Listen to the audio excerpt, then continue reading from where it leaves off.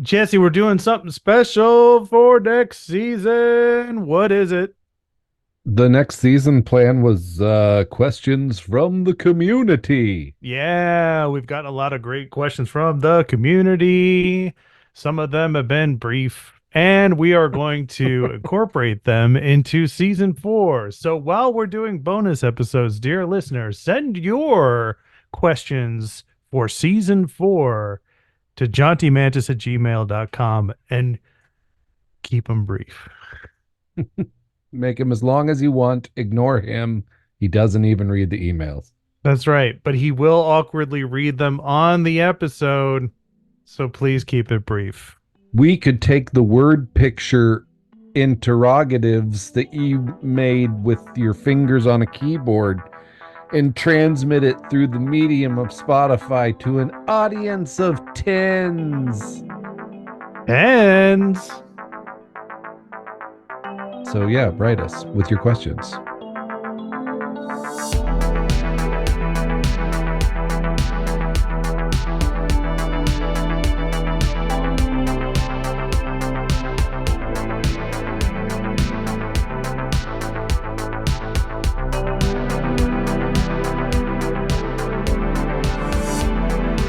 all right, welcome to the Jaunty Mantis. It's Monday night for me and Jesse, which is my favorite time of the week because this is when I get to talk with my best bud about tabletop role-playing games. The Jaunty Mantis is a podcast about creative questions for curious gamers. I'm one of the co-hosts, Maddie, and with me, as always, is Jesse. Howdy. And Jesse, I have a question for you. Yeah. What is a role-playing game? Oh, it's like Dyson stuff. Cool. Maybe miniatures. Maybe miniatures. Do you know why I'm asking you this question? Well, I mean, one of the things I've said for a long time is like the way you judge an RPG is look at their description of what is a role-playing game, because Yeah, that tells you that's like the first thing you need to know about an RPG, and the second is what do you get experience for doing. That describes the whole play loop as intended by the designers. true. And I agree with all that. The reason why I thought this might be a good topic for an episode is that, in preparation for season three, we've been reading books. Season three is going to be all about book reviews of some games we like, or at least some games we were interested in. And so I see this section come up a lot in these different books because for whatever reason, every book seems to want to explain what a role playing game is. And, I find myself in my everyday life sometimes coming across people where I'm like, you know, I think Velvet Generation would really appeal to these guys if I could ever convince them to consider playing a role playing game. So I thought, like, what is the best way to describe a role playing game? Not just for people who don't normally play them, but for people who do. Yeah. Okay, I'm gonna take a stab at this. Do it. Uh, so this is, of course, all my assumptions about what it is, and this is what makes this such a damn good topic and so challenging because I'm like, but all my assumptions, are they right? A role-playing game is a communal exercise in storytelling where a number of people who are known as player characters create one character through which to experience a story and mitigate their actions.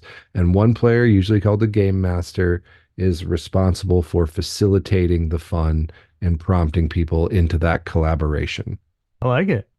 Have So you? obviously, all the story games of the last 10 years have filled in the DNA of that collab. Because I mean, what would I have said 10 years ago? It's a game where one person creates a world and a story.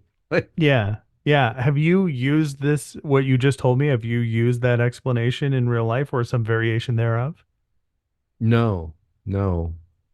Uh, Anybody asks me what a role-playing game is, I go into a kind of a fugue state, and then 30 minutes later realize that time has passed, and they're just standing there looking horrified at the exit, like, how do I get away? Yeah. I've had to explain a role-playing game, and I usually default to trying to make it as simple and straightforward as possible. And I've been like, well, you know how when you were a kid, some kids used to play make-believe? Yeah, okay, I guess so. Well, this is kind of like a constructed adult version of that that has a system of rules, and it's a shared storytelling experience where everybody takes a turn contributing to like a movie or a book or a TV show. And that's usually how I try to do it. Yeah, And that's people pretty just look good. at me confused and I go, "Have you seen Stranger Things?" Yeah. What do you think? I think that's a pretty good one too. Um, there is the imagination. Like, I don't know. Like, I was thinking this is kind of tangential to this, but I was thinking the other day, like, do I actually play in character the way I used to? This was the Huh. thought I have. Like, because like when I was younger and playing, like when I was much closer to my failed theater degree than I am now, it was all sort of like the method, Stanislavski. Like, I'm going to embody and be in my character, and like, what would my character do? How are they feeling? And now I'm just like, I'm going to use this voice and say things that I think are relevant to where I am in the story. Like, Yeah. No, I dig. I dig. I realized this the other day is that when I have a group of nerds that I feel comfortable with, I just let shit fly. I will do and say things that I would never, outwardly express around a group of friends normally. If I was out with my non-gamer friends and I just started fucking doing voices and role playing a character, they'd be like, "Should we call 911? What are you doing?" Like, you know what I mean? But I could be out with my friends at a bar or whatever the case may be. If they're nerds, if they're gamers, and we could just jump right into that, like as if we were at the table or over Zoom. Yeah, I think what I would say is like as a player of a role-playing game, and this is the part about what makes a role-playing game a role-playing game, because I don't think you should have this expectation for new players who are just coming into the game. Hmm. Um, they're welcome to give it a shot, and if they do, awesome, but I don't think they're doing it wrong if they don't.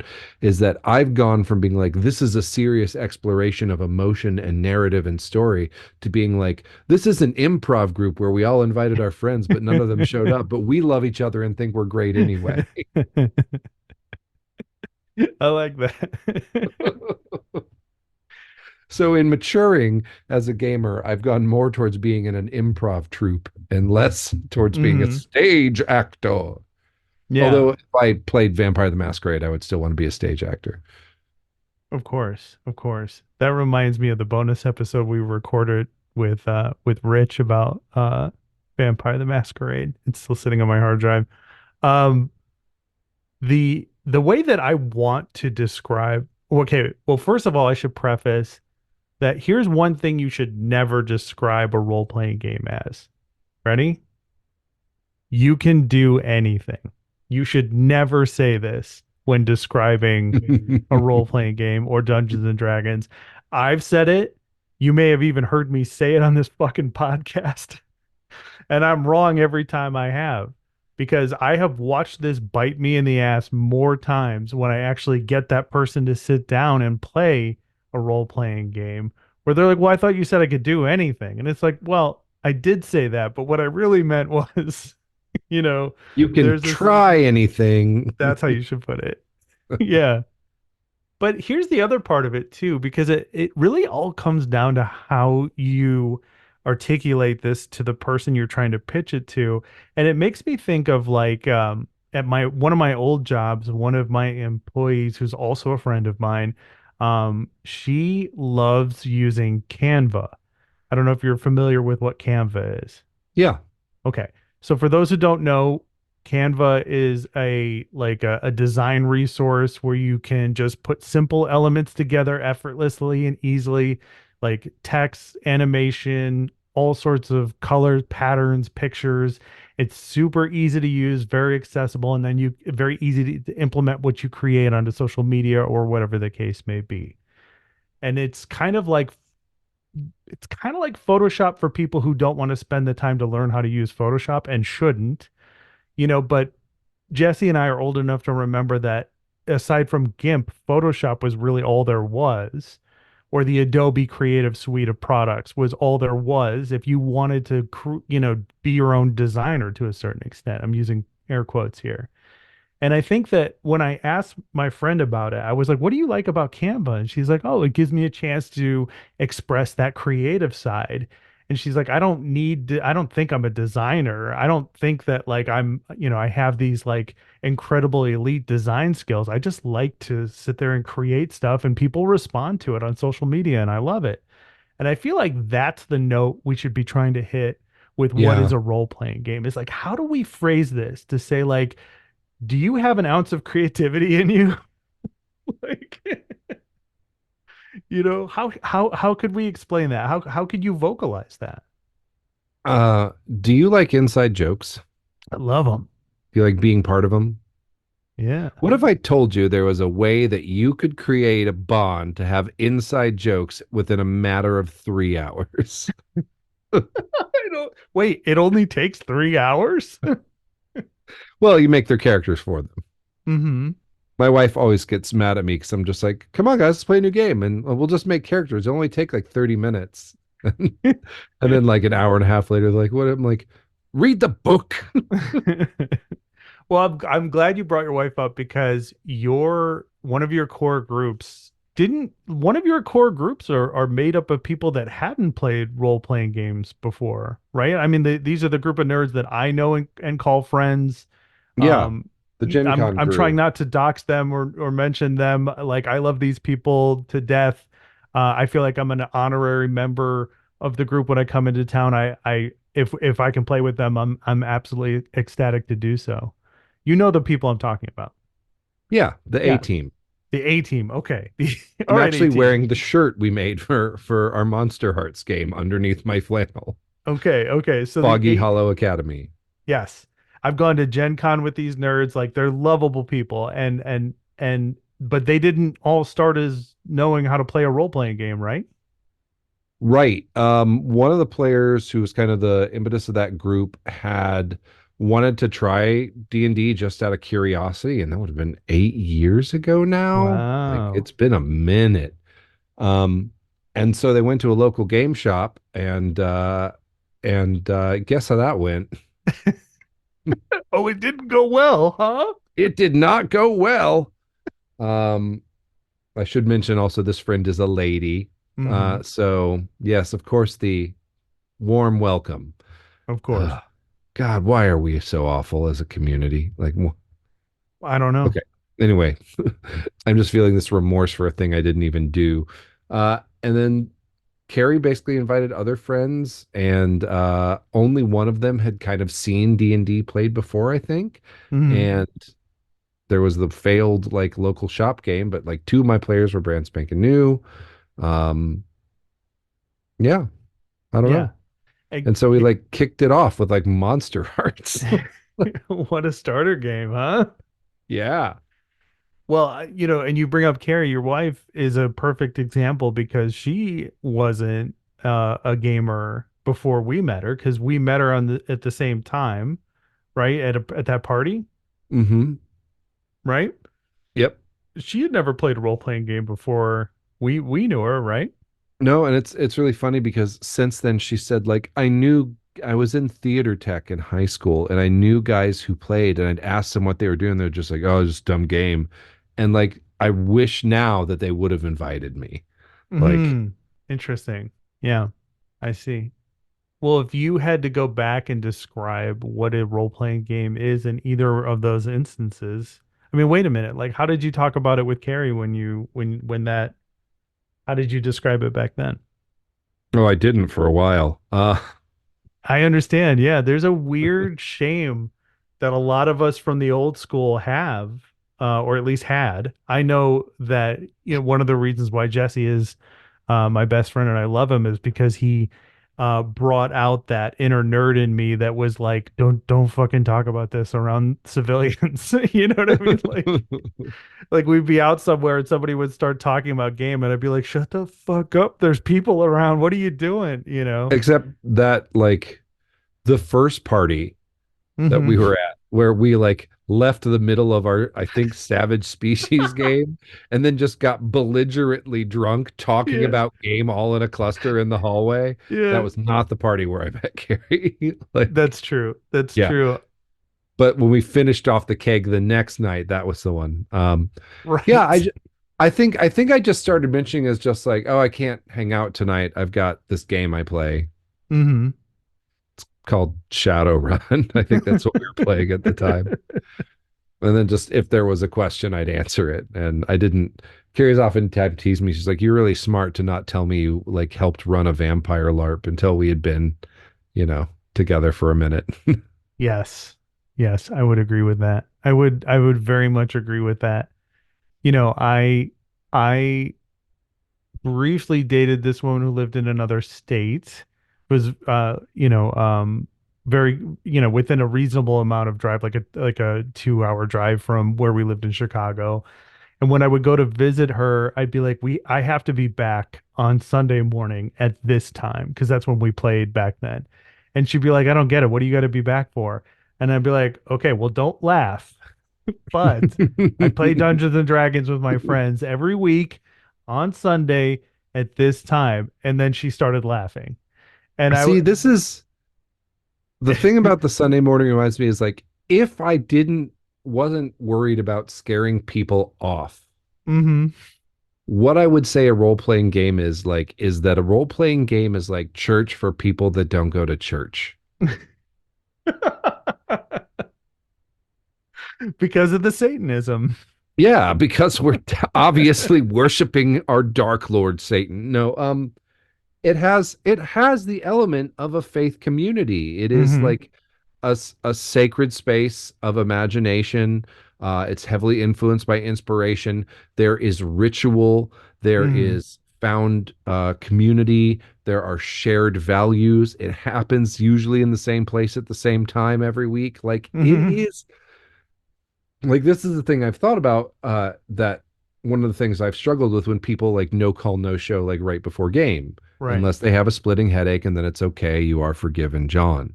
Um someday soon you'll be forgiven John. Uh is like I work really hard to build this community because to me this is my community. What is a role Mm-hmm. playing game? It's my community. Mm-hmm. It's my people. It's a great way to It's put my it. it's my tribe.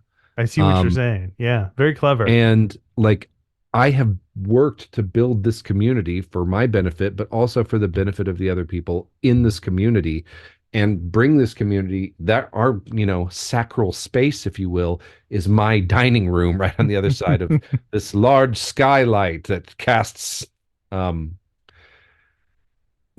and so when game doesn't happen, I have this empty community space just staring at me Mm-hmm. like this thing that is now absent of the presence of my my kin, my people, my found family. Right. uh and it that absence echoes and it hurts. Mm-hmm. um yeah, so like what is a role-playing game? If I'm being honest, it's it's the next Community. 10 years of your life. Like Yeah. Well, that speaks to, in the instance I was referring to with the when she started laughing, she wasn't being critical of the fact that I was playing Dungeons and Dragons. She was laughing at that, like I had to be back at that time, like how serious I was at it. Like she was respecting the fact that I was a gamer and played D&D. That didn't bother her. It was just like, wow, you are really serious about this. And I said something that backs up everything you just said, which was basically like, look, take any other social event that involves multiple people, and if you don't show up to it, you are inhibiting the enjoyment of the other people who committed that time to do that. You made a social contract with them. So if I don't show up, and if I don't show up on time and honor that agreement, then like I am letting these other people down. And I use examples like if you play a softball game, or if you go bowling with your friends, or if you even if you, let's say, let's go out and get beers. If you don't fucking show up for it, like why the fuck are you wasting everybody else's time? Like they came to hang out with you, you know? So I think that's a very clever way to put it. Like it's a community, it's church, it is a social event, you know. it's like fun church. Yeah, it's like, hey, imagine if it was church, but it was like fun. And there's significantly less singing. Yes. depending on who's playing the bard. I mean That's that true. that your mileage may vary. Yeah. Yeah, Yeah, definitely. I don't know, but I would never say that to a new person I'm trying to recruit. Say which part? The That it's part like about church? being like it's like your found family sacred space community, like it's like church. It's Mm-hmm. nerd church. I mean, Although I would maybe in Oklahoma that might actually work. I would be tempted to do that, quite honestly, because when I was coming up, when I was a kid and when I was a teenager specifically, it's like I didn't really fit in with a lot of people, and gamers really accepted me for who I was, and I got this impression like I'm very like I have a very out of the norm like gamer origin story set of origin stories. Like we alluded to, the horrible shit that female gamers have to go through in when they show up to like anything really in our culture over the years. And like that was a completely foreign experience for me because my first gaming groups, most of them had girls or women, depending on the age group, in the game. So like I knew that this existed. I knew there was toxic masculine bullshit in gaming. I just didn't have firsthand experience with it most of the time because like women were in my group, like you know, and that's what I liked about it is like it was a very accepting space. Like I've gamed with queer kids, I've gamed with trans kids, I've gamed with all sorts of different people from religious, ethnic, whatever, all different diverse groups of people. And that's one of the like we just all accepted each other around the idea that we're gaming together. But I realize, as a as an adult, that's not everybody's experience. And that makes me really sad that people didn't get to have the experiences that I did. Yep. So I'm totally fine with saying like, a role playing game is community because that's what it's always been to me. Yeah. No, I think we've defined a role playing game. In a weird roundabout way. Yeah. Yeah. Just don't ever say you can do anything. Yeah. And yeah, so I guess get out there and go to church or some fucking shit. Yeah, go to church. And if and listener, if you have a great way to describe what a role playing game is, you can write to us at jauntymantis@gmail.com, where there's also a Twitter something or other, I'm sure. Wanty Mantis. Yeah. And if you have any complaints for me, you can catch me on social media. Oh, no, you can't. Jesse, where can they find you? Because I don't like I'm at social. Jingoist Fett, and I every time I say that, I'm like, I've just had it for so long. So one of the things that I just thought when I first created that handle years ago was like, oh man, I'm not a jingoist in any sort of way. Like, this is such an ironic twist for me because I think that there's a lot of nuance and and not black and white and everything. And like, we should question authority. So I'll just call myself jingoist. And then someone used it on something. So I added fet because it kind of sounded like Django. So Hmm. please don't mistake me for some alt-right fuckwit. I'm not. That explains that explains a lot. Yeah, people get out there and play some fucking role playing. Should we remake our Twitter and just be at like true patriot jaunty man? Yeah. Red, white, blue, roll dice, motherfucker. Bye, everybody.